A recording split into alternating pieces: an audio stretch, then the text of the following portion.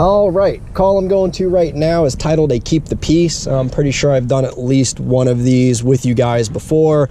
The basic premise of these is two people need to accomplish something, either pick up property. A lot of times it has to do with exes going over to get property or whatever. They call us to stand by in order to keep the peace. That way nobody argues, fights, or if there's some sort of a discrepancy or argument, sometimes we can handle it right there on scene and help mediate. So this one, the notes said that the caller needs to pick up her wedding dress from a former friend. So I am sure there's a backstory to that. We'll find out here soon when we get there.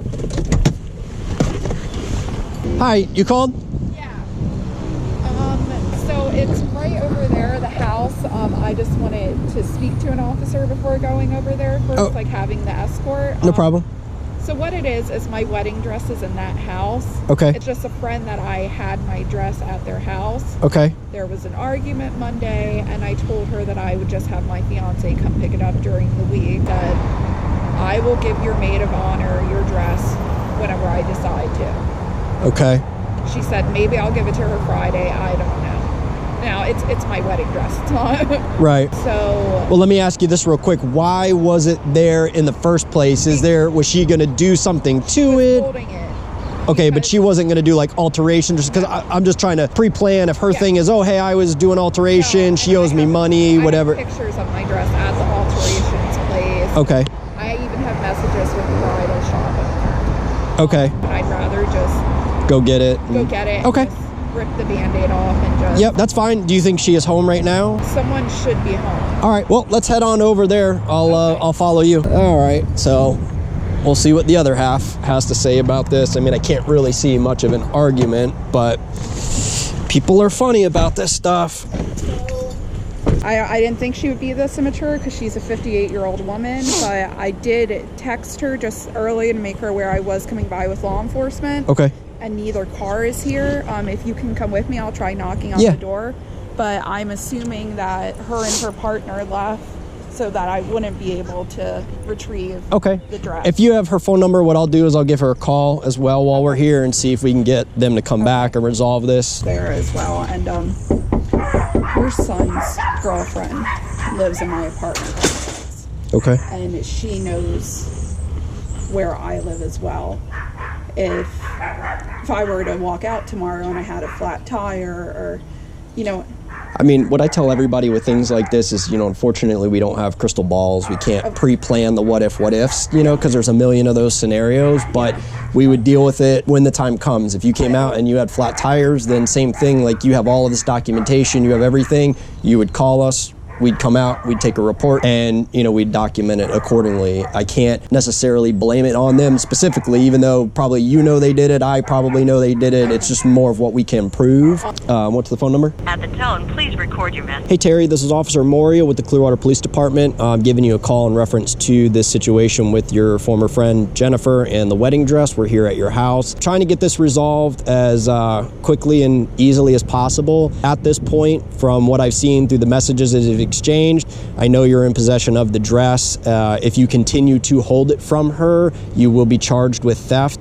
due to the price of the wedding dress. It would be grand theft, which is a felony charge. So I need you to call me back as soon as you can. The number on your caller ID is my department cell phone. Let's see if we can get this handled in a timely manner. If she continues to basically keep it from you, okay? Even the fact that you brought it here and you left it here, it's your property, basically keeping of the property after you've requested it back, and you have a legal right to do so. At that point, she's And I didn't want to do any charges. My thing was just... Look, right now, the idea is to hopefully just get a fire under her, that she just comes, calls, we get your dress back, and we move forward. Now, I mean, it's something for you to consider, because if she continues to refuse to give it back, then I mean, you're going to be faced with whether or not you want to press charges. If I haven't heard back from her, maybe in a couple hours or whatever, I'll call again, or I'll drive by here and see if there's a car. If you get any more messages or calls, ignore them. well, ignore them, but contact us and let me know, like, if there was an update to that. Yeah, hopefully she just comes around and we get it and move forward. Thank you. No problem. This is Officer Moria. You're on a recorded line. This is Terry. I received your message. Hi, Terry. How are you? Why is it I'm in trouble for not being home? No. I'm supposed to be home for her. No. You threatened me, telling me I was going to get charges. No, I said if we can't resolve this, is what I said. We can resolve it. She's getting it Friday by a mutual friend, so I didn't have to see her. Did she tell you that? Yeah, she said that was the original plan, and then she said after that there were more messages, which she showed me on Facebook, and she basically got to the point where she did not feel comfortable with the dress being here any longer than it needed to be. My and niece is across the street. Are you still at my house? I am, yes. Okay, let me call her and ask her to go in the house and bring it out. Okay, that would be... I'm not home, though. No, that's fine, and I understand that, and I was basically just letting you know what the options are, because what she showed me... Telling me that's not the way the law works. I know that if... It actually is. The dress to hold. Wait, she gave me the dress to hold. It's not like I stole it from her. All it does is it makes me a crappy friend for not giving it back. But I want to give it to her because I want it out of my house. Right, and that's what I would think too. And I will go ahead and just give you a real quick lesson on that. Actually, the statutory definition of theft is if you continue to keep property from another person, regardless of whether she gave it to you or not, if it is rightfully hers and you maliciously keep it from her, you can be charged with theft. Okay, that's why I said it. And basically it's just an extra little motivator for these types of situations, because I run into them a lot of, hey, let's get this squared away. And if it weren't for the fact that I was privy to all of those messages that I saw, I would say, hey, she's just not home, let's try another time. But obviously there's a back and forth between you two, okay? And so I wanted to basically just nip this in the bud and move forward as fast as possible. So I just wanted it to be very clear to everybody of where things stood. Okay, that was the only reason that I said that, and it is 100% accurate. That's all. Just a different police department says a different thing, but that's okay. No, that's Florida law. I can show you the statute if it's very important to you. No, but let me quickly call my niece before she leaves so that we can resolve this right now. Thank you. I'll get someone over there. All right, thank you very much. Oh, that went well. Mostly. Person that's grabbing a dress for me, I guess. I'm Janelle. Hi. Avery, nice to meet you. Nice to meet you too. Officer. Moria. What's going on? But I said I could. Yeah, it just sounds like a bunch of drama between them, so I appreciate you helping get this resolved. Audition who hasn't met me yet. Thank you so much for coming back and doing this. If when you talk to Terry, let her know we're good to go. Anything from this point, just between her and the other girl, but she's all set, so I appreciate it. Thank you. You too. Now I'm a wedding dress deliverer.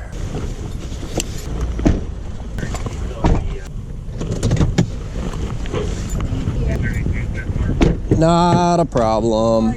No, that's what I'm more sorry about. That's okay. I've dealt with worse. Okay. So look, it's resolved. It's done, and not a problem. Take care.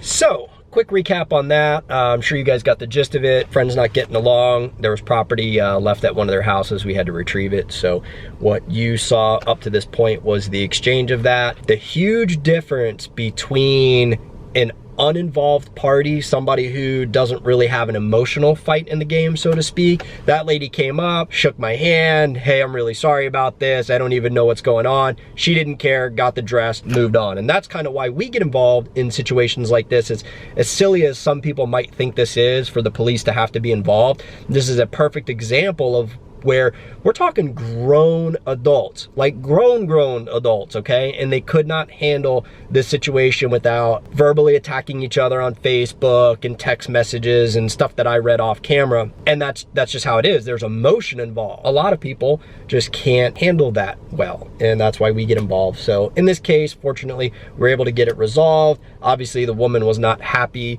about what she believed me to be threatening her with charges of theft, but it's 100% a legitimate thing. It's a Florida state statute, temporarily or permanently depriving somebody of their property. There's nowhere in there it says that you have to take it from them. So it could be left there and things were fine originally, but if the rightful owner of that property then requests it back and there's no other civil matter, do you owe her money for work she was doing, things like that, and it's more of like a business arrangement. That's why I asked that, and obviously that wasn't the case. She was just holding it there for her. Rightful owner wants it back, so on and so forth. There we go. problem solved. We'll move on to the next one. All right, so headed to another keep the peace. Apparently today is the day of keep the pieces. People can't get along. Boyfriend called in. Notes said that his girlfriend took his personal phone. He still has his work phone, and she walked off. Probably initially when he called, she was there and he wanted help getting it back. Now she's gone, so we'll meet with him and find out what the deal is and what we've got and go from there. Good. Did you call? Yeah, I called. 42 disregard, he just walked up. That's, you can not answer that, that's a call. What's up? I asked my girlfriend for my phone, so this is my work phone, so that other phone is my personal phone. She didn't want to give it to me. Okay. You know, she's basically saying that it ain't mine, because she factory reset it the other day, it's mine. All right. And she just walked off. Why did she have it in the first place? Did she like physically? I always let her borrow, because I always got my work phone. Okay. So why did things change tonight? Then we're just having a disagreement, basically. Both stressed out or whatever. Okay. And she's up here, I guess, trying to call whoever, whatever, on the Wi-Fi or whatever. So I'm like, give me my phone. Call somebody. Find your own way to call somebody. All right. Basically. Okay, I got it. Do you have any idea where she would have gone to? No. Is she homeless right now, or? Yeah, we basically are. I'm working. So we're trying to get a place. Okay, so she doesn't necessarily have anywhere that she would go? No. Okay. I mean, it wasn't really no problem, you know? Right. Well, I mean, obviously I would like to be able to speak with her, but I could tell you right now, based on what you even just told me, her argument is probably going to be that it's hers, and the fact that you're telling me you normally let her use it on a regular basis. I do, yeah. I mean, unless somebody could start pulling out receipts and showing me, hey, this is what, you know, I mean, it's going to be a little bit of a... 2 years old. Right. It's not even in service. It just runs off Wi-Fi. Okay. So I let her use it while I'm at work. Right. Okay. Whatever, so she can help her family or... Just being realistic with you, that's going to make it pretty difficult for me to enforce anything at that point, because now it becomes a kind of a he said, she said thing of like whose phone it is. Yeah. I mean, you're obviously saying it's your phone, but you're also telling me on a normal day-to-day basis, you leave it with her, she uses it. Yeah. So it's a little harder for me to like come up to her now and be like, well, hey, give this phone back. She's going to be like, it's mine. I use it all the time. I carry it everywhere with me every day, you know. Being just realistic about this, is this something where you think it's going to blow over and in a day or two, you know, it's probably not even going to be an issue? Or? Yeah, I'm sure. Okay. I'm sure. All right. Well, how about this? You know, for right now, she's gone off about her business. A roundabout way, she still has the phone. So, like, if she goes somewhere that there's Wi-Fi, yeah, at least she'll either be able to contact you or you can contact her. She's not just, like, off in the wind, yeah, you know, with no contact. You know, right now, at least, it sounds like you guys are arguing. So this is a little bit of time for you guys to cool down, see where things, you know, stand and go from there. And if it's still bad in the end and we really want to push it, I mean, if we could, you know, find a time and place that she's around and I could talk to both of you at the same time. It won't really come to that. You know. I mean, the phone's two years old, you know what I mean? I just don't want her using it and then running back out the passcode to her family and then coming back a week later. Right. You know, while I'm working and doing everything. Right. All right. Yeah. So that's kind of my advice for right now and what I can and can't do. All right. Fair enough? Yeah. All right, man. Good luck to you, all right? Yeah. Take care. All right. Give us a shot if she comes back, if there's any issues or whatever. All right, so another simple call, pretty much boiled down to advice given. You heard my conversation with him, or most of it, I assume. I know it was a little noisy there. That's where things stand. This is a perfect example of why I tell you guys I recommend you waiting a little bit to get into this career field. I get so many messages. What should I do? What's your advice? And I actually got to the point where, I mean, you know, I'm sorry, I've kind of stopped answering those questions because I've made multiple videos on it where I talk about it. It's no different than what I said in all of those videos, and I'll say it again in this one because I know these get the most views. So much of this job is being able to just talk to people, just relate to them, work through basic problems in life. The older you are and the more life experience that you have, the easier it is going to be for you to do that. You'll have had maybe multiple jobs in life. You'll have had relationships in life. You'll, you know, just life experiences that'll make these kinds of things easy to do. Very difficult for a 19 or 20-year-old kid who's, you know, maybe had a girlfriend here or there to go into the living room of a couple that's, you know, 40 years old and try to give them marriage advice, so to speak. And that's something you're going to do in this job.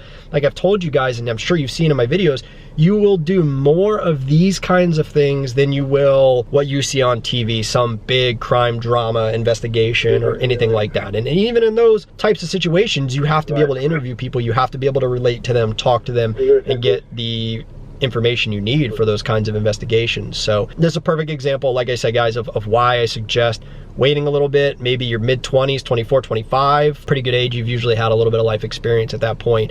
Get a job in the customer service industry, wait tables, work, you know, in retail, something where you are interacting with the public, getting that ability to just interact with people and talk. It's one of the probably the biggest problems we have with the younger officers and new recruits, that they just don't know how to talk to people. And you learn it, you can learn it, okay? I don't want to scare anybody off completely, but it is going to make your life leaps and bounds easier if you can have the gift of gab and be able to just talk to people and relate and not have to work at that portion. And then you can just focus on the legal aspect of it. What do I need to do in this situation on the legal side, the things you may not know a lot about, if you can just talk to somebody. Anyway, that is my 2 cents for this situation. I know it's not what everybody wants to hear and you want to get started and chomping at the bit, but it's very, very good sound advice. And I think if you talk to most officers out there, the greater majority of them would agree with me and they'd tell you the same thing. So just keep it in mind.